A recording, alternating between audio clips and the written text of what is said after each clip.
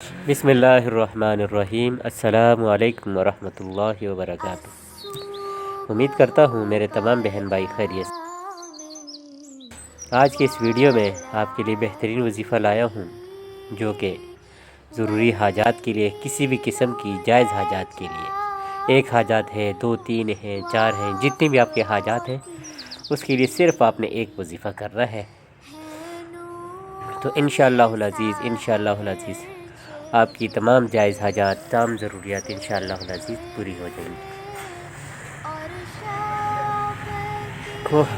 اب وظیفہ کیا ہے، اس سے پہلے آپ ایک واقعہ سنیں۔ حضرت حسن بصری رحمہ اللہ کے واقعہ آتا ہے کہ ایک آدمی ان کے پاس آئے، تو انہوں نے کہا کہ ہماری جو ہے کچھ مجبوریاں ہیں۔ ہر ایک نے اپنی اپنی شکایت کی۔ ایک نے کہا کہ میرے اولاد نافرمان ہے، دوسری نے کہا کہ میرے کوئی کام نہیں ہے، روزگار نہیں ہے، تیسرے نے کہا کہ پانی نہیں برس رہا، اس چیز کی شکایت کی۔ مطلب مختلف لوگوں نے مختلف شکایتیں کی، مختلف وظائف مانگے۔ تو حضرت حسن بصری رحمہ اللہ تمام لوگوں کی تمام باتیں سنتے رہے، اور جب سب نے اپنی اپنی ضروری حاجات، اپنی جائز حاجات جو ہے نا حضرت حسن بصری رحمہ اللہ کو بتا دی، تو آخر میں حضرت حسن بصری رحمہ اللہ نے فرمایا کہ آپ لوگ استغفار کیا کرو۔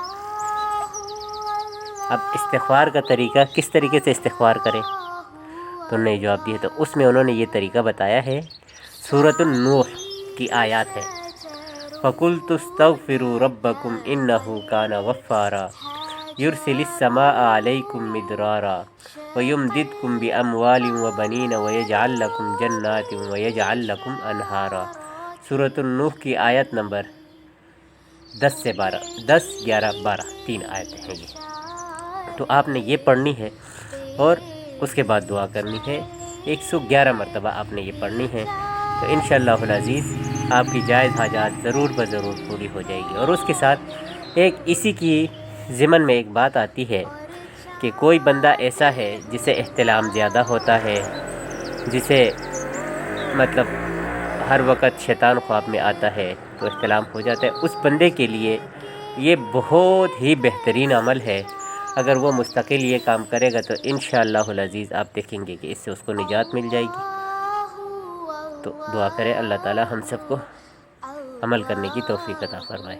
السلام علیکم ورحمۃ اللہ وبرکاتہ۔